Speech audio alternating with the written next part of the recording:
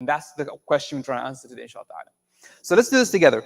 So I'd like somebody to, basically, one of you to read out, well, just to pick different people, to read out, when I say midnight, just read out the stuff that says I need midnight, and I'll explain it, and it will go through the typical day.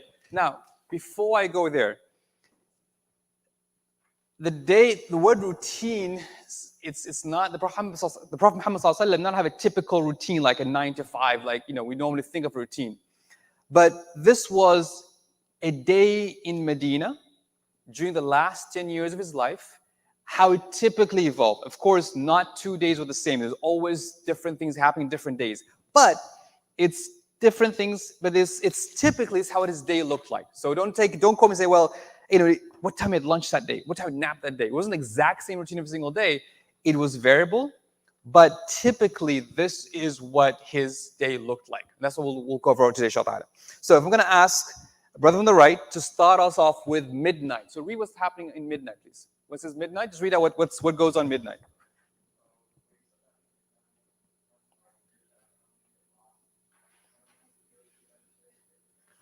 All right, so imagine this. It's Medina.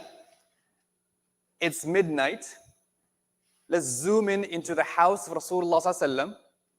And at midnight, no alarm clocks, right? No iPhone buzzing next to him. At midnight, when the night reaches the middle of the night, he wakes up, sallallahu alaihi wasallam. Now, again, this is a typical day. There are narrations where he spent the whole night in prayer. There are narrations saying that he slept most of the night and woke up towards the end of the night. So this varied. Depends on how tired he was, depending on how energetic he was, what happened during the day. So this varied, but typically he'd wake up at midnight.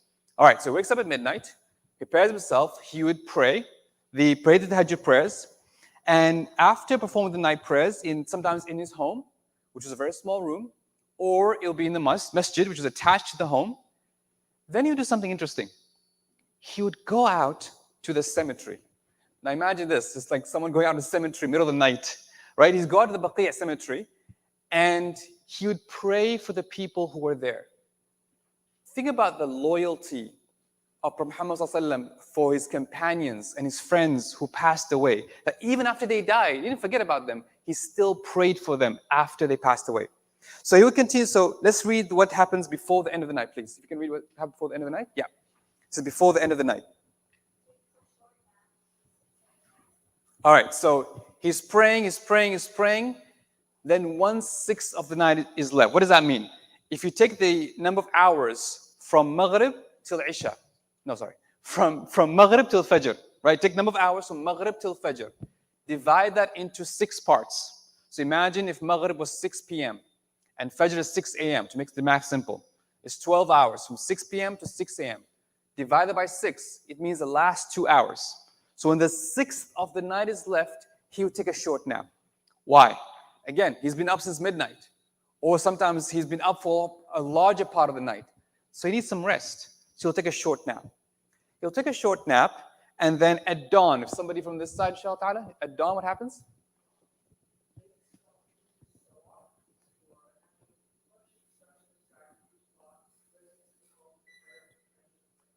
All right, so here's what happens. Bilal radiyallahu anhu would climb up the minbar, and he'll call the adhan. When the adhan goes off, because the mosque is attached to the Prophet's mosque, the Prophet ﷺ wakes up. Now we have an exact description of how he wakes up, right? He would rub his eyes. He would sit up. He would repeat what the adhan is saying. He will say the dua for waking up. And then he'll get up and get ready for prayer. Now, up until now, I'm going to ask you this. Just look at this part. Wakes up. Sorry, the first thing is grabs the siwak. Again, this reporter saw that siwak, the natural toothbrush. He loves it. He grabs siwak. Before he mentions Allah's name, he likes to purify his name. Again, that's part of his respect of Allah subhanahu wa ta'ala. He doesn't want to even say Allah's words. When you wake up in the morning, your breath doesn't sound great. So he brushes his mouth before he even says Allah's words. And then he starts thanking Allah subhanahu wa ta'ala. And then he gets ready for that day. Just think about that. Imagine your morning, tomorrow morning, when you wake up in the morning. Imagine you just follow these steps. You wake up. If you have a siwak, great. If you don't have a siwak, don't worry about it. You thank Allah subhanahu wa ta'ala, alhamdulillah. Or you thank Allah, just say dua for waking up. And you get ready for prayer. if you just do those 3 steps, you are following the exact routine of Prophet Muhammad sallallahu alaihi wasallam. Literally, you're following the exact routine. So it's not hard. It's not hard. So let's carry on. Let's read the Fajr dawn prayers. If someone in the front, please. Fajr, what happens at Fajr dawn prayers?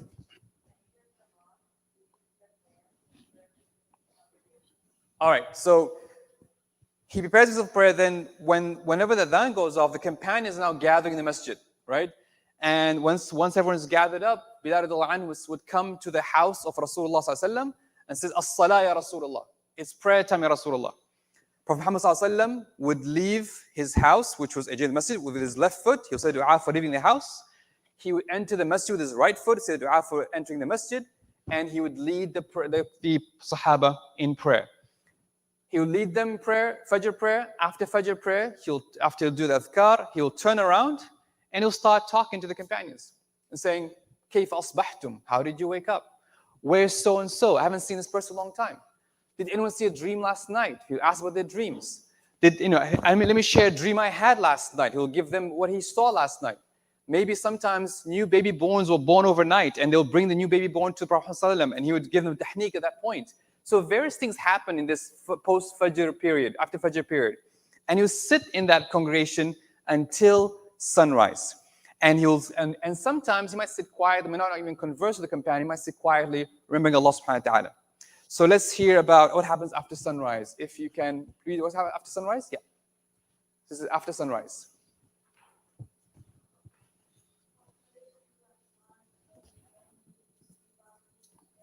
All right, so the sun goes up, he stands up from the congregation prayer, he leads 2 rak'ahs in duha prayer, in shraq prayer, and then he goes back home. He goes back home, the first thing he does, grab the siwak again, right? Again, he used to love the siwak. He used to grab the siwak again. And then he would greet all his family, all his wives, his children, he'd greet them all and say, Kayfa asbahtum? How are you this morning? And just ask and inquire about them. Again, being that family person he is, he'll ask and inquire about them. And then after that, he would ask the question, هل عندكم شيء? Do you have anything to eat? هل عندكم شيء? And a lot of times the answer would be, Ya Rasulullah, ma عندنا شيء. Oh, Prophet Allah, there's actually nothing at home. He goes, Inni idhan sa'im. Okay, I'm fasting then. Very relaxed, very chilled, like, where's my coffee? I need my coffee. No, he walks up like, well, is there something to eat? Like, no, there's nothing to eat. Okay, I'm fasting today. And he'll start his day. That's the typical start of his morning. So again, just think about his morning routine. This is the morning routine. We hear about lots of morning routines of successful people around the world. This is the morning routine of the most successful person in history. You might think, it's not complicated. It's not that hard. It's not rocket science. It's something that me and you can do. And we can emulate his routine and be closer to Allah just by starting his routine. But guess what? As simple as it looks, this actually formula, even from a productivity science perspective, is really successful. Because a lot of us think, okay, if I wake up in the morning and the first thing I do is check my phone, or the first thing I do is I jump off and start working out or do something else. That first hour, if you wake up in the morning and you express gratitude, you wake up in the morning and you pray, you wake up in the morning and you just converse with those closest to you and make sure they're okay. Those habits, those small things actually help you start your day right. Instead of waking up and saying, uh-oh, what message I got, or what's on my email, what happened online. And that stresses that come when you open yourself up in the morning and you get plugged in what's happening in the world, versus focusing on expressing gratitude, being mindful of where you are, being mindful of your day, starting your day with prayer. That is the most successful habits. And today, again, there are signs about the power of meditation, the power of mindfulness, how you should start your day with mindfulness and meditation. This is the model. Prophet did this 14 years ago, and it's relevant today. It's something we can definitely do today. All right, let's start with official start of the day. Let's go this way, inshallah, from the back, Israela. If you can do official start of the day. Yeah, yes, please.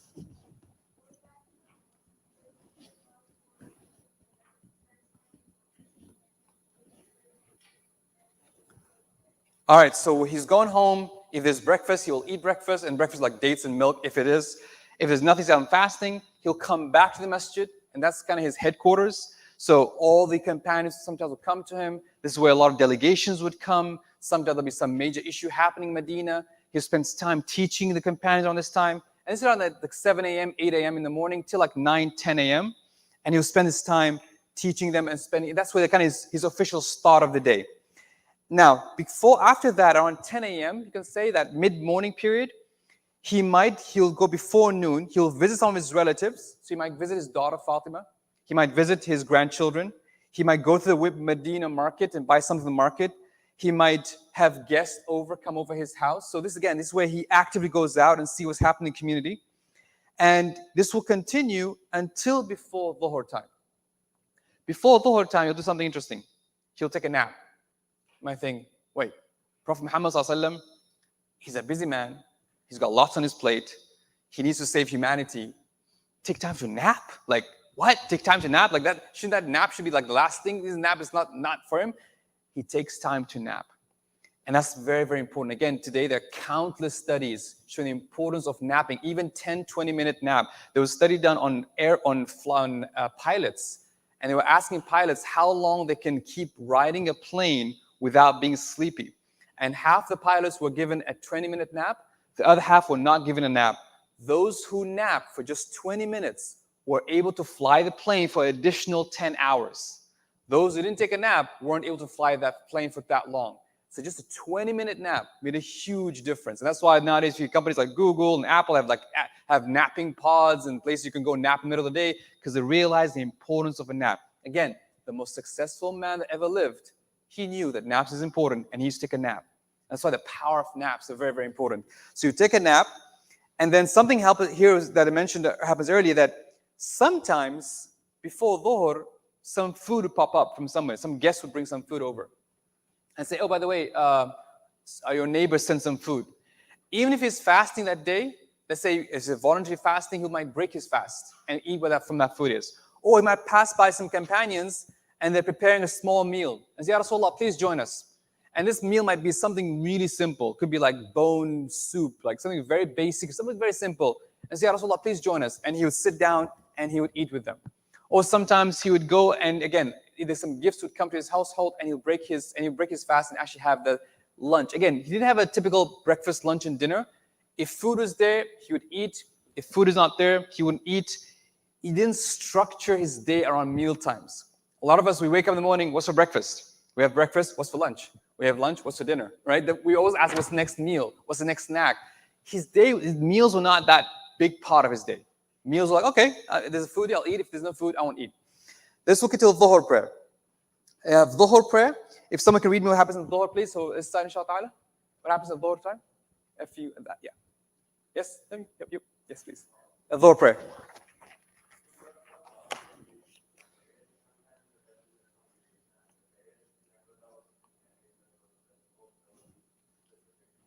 Okay, let's do Asr as well. If you can do in the front here, yes, please. Asr. And after Asr? All right.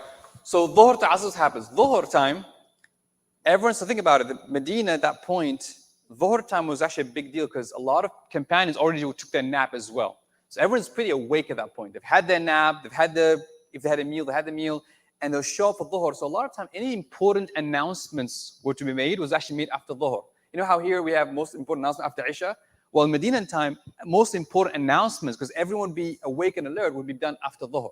That'll be the important announcements we made. And that's when he'll gather his companions, do something like some major thing happen, or he might make a strong sort of a reminder for people after Dhuhr happens there.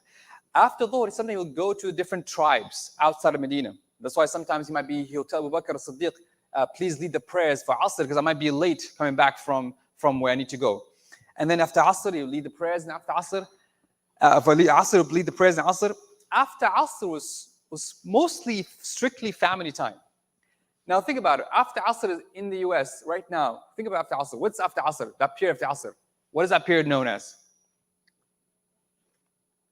That period when everyone's done with work and they're going home. What's that called? Rush hour, right? And same thing Medina. After Asr, it's rush hour. Why? There are no street lights. It gets dark really quickly. Everyone has to close their shop, close their land, make up the food before it gets really, really dark. So after Asr, people are not there talking to the Prophet ﷺ or addressing companions. After Asr, everyone's going home. Everyone's going home to prepare to prepare the meal for the night, prepare home to prepare the meals, to close up their shop. That's why after Asr he was with his family most of the time, because all the companions are busy trying to get ready for dinner and getting ready to go home and preparing for the evening. Maghrib time comes, he'll lead Maghrib, very short prayer. Why? Because everyone's hungry. Because after Maghrib they have the dinner, so everyone's hungry. He will not prolong Maghrib prayer, so Maghrib prayer is the shortest prayer. And dinner happen usually after Maghrib. If they're fasting, they break their fast. If they're not fasting, he'll eat the Maghrib prayer. Now, something interesting happened here is, again, the dinner would be sometimes dates and water. We hear from Aisha that sometimes 3 nights would pass and no food would be cooked. Meaning what? No fire will be there. Meaning there's no hot cooked meal. It'll just be whatever's fruit, dates, milk, whatever's there, and he'll eat it. He'll spend that time, that evening time, with his wife until Isha time. Isha time, he'll pray Isha, and after Isha, it's sleep. He rarely gives a talk after Isha.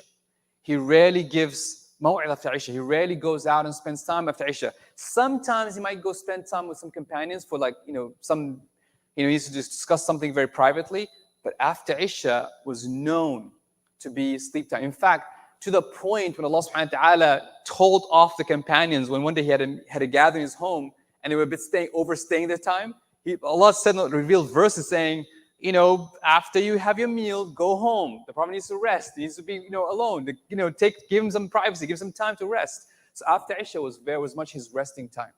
And like I said, sometimes he might stay up the whole night, and sometimes he might sleep, and he goes to sleep until midnight or until closer to after midnight. So that is the typical day in the life of Rasulullah sallam. What surprised you? What made you think? What do you feel? What are your observations that made you think okay, what comes to mind when you go through this? Yes. Okay, having enough time, how Allah gave enough time to all the stuff. He was involved in so many things, absolutely. Like how Allah put so much barakah in his time, he managed to balance this all, right? What else? What comes to mind when you see this? From this side. What comes to mind when you see this typical 24-hour period? Yes. Okay, how much time you give to others, right? How much time you spend with his family, with his companions. Think about his ways. When is his me time? Where is his me time? At the end of the tahajjud time. Exactly, that's his me time. The only thing is alone is actually when he wakes up for prayer tahajjud. 24, most of the time he's with people. What else? What else pops in your mind when you see this? Yes? Say it again?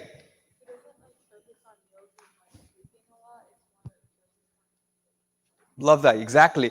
Meals and sleep are more like need-based versus I gotta have 3 meals a day. Oh, I need to have my 8 hours. He's like, okay, if food is there, I'll eat it.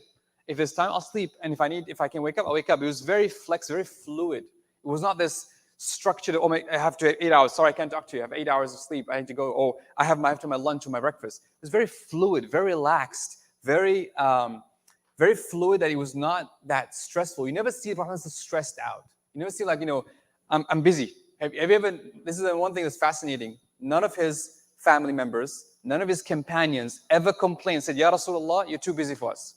Think about it. Some people, when you have someone who's very well known in the community, maybe, is involved in so many projects, this person's always busy. We can never talk to this person. He's never involved.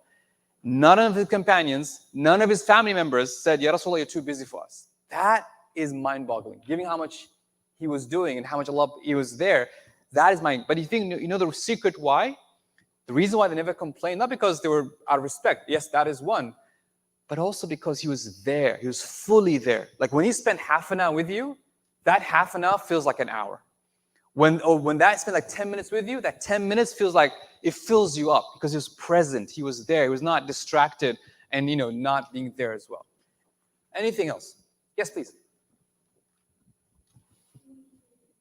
Say again? Oh, no problem. Okay. Anything else? Yeah.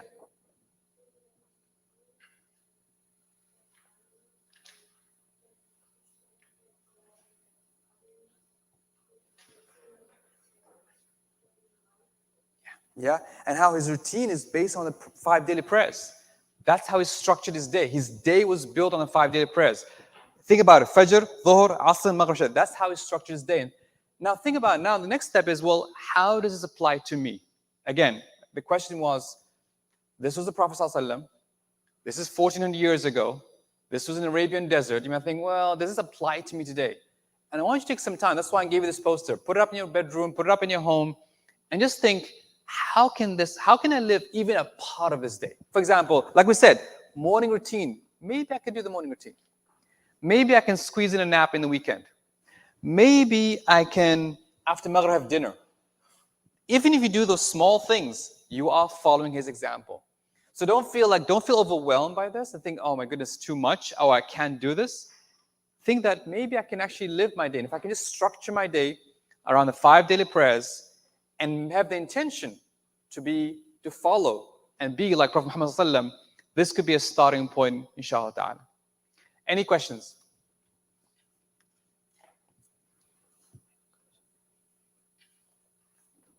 All right, if you have any questions, Jazakumullah khair. Subhanakallahumma hamdik. Ashhadu an la ilaha illa ant. Astaghfiruka wa atubu ilayk. Assalamu alaikum wa rahmatullahi ta'ala wa barakatuh.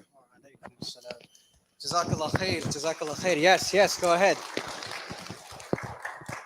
First and foremost, I want to give a big Jazakallah khair and thanks to Brother Muhammad Faris for taking out time from his really, really busy schedule to be here with us today. With the round of applause, with the Jazakallah khairs and the du'as and the thanks, I think Brother Muhammad Faris also agrees that the biggest way to give thanks back to him is how? The best way you can even thank him. Dua, okay, that's great. Anything from this poster, anything you heard today, anything from that routine of the Prophet ﷺ, what can you do? Let me just take at least one thing. Let me at least start with one thing and make that thing a habit in my life. That's it. That's the best way you can ever repay someone back for their time. Of course, with the du'as and the thanks, which inshallah we'll do as well. So once again, we all give a very big thanks to Brother Muhammad Faris for taking out his time for being here today. Inshallah, if you guys want to also come give salam and du'as as well, you can come up after I am done. After you're done here, in about 5 minutes or so, we'll see everyone in the gym. Again, we'll be huddled there for about 20 minutes or so, and then around 1:50, you'll hear from me again. That's when we'll start getting ready for Salatul Dhuhr, and we'll break off for prayer. Is that okay? All right, y'all. Jazakallah khair.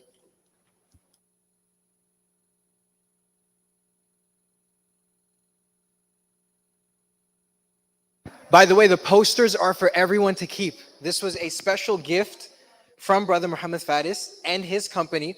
So definitely take the time now to fold it up nicely or keep it with you. If you don't want to fold it, hey, you want to keep it perfectly crisp, right? And you're kind of like OCD like myself about extra lines in the poster, that's totally fine. Make sure you have a place for it where you keep it safe and you know where it is. That way you can come back to it, inshallah. Jazakallah khair, y'all.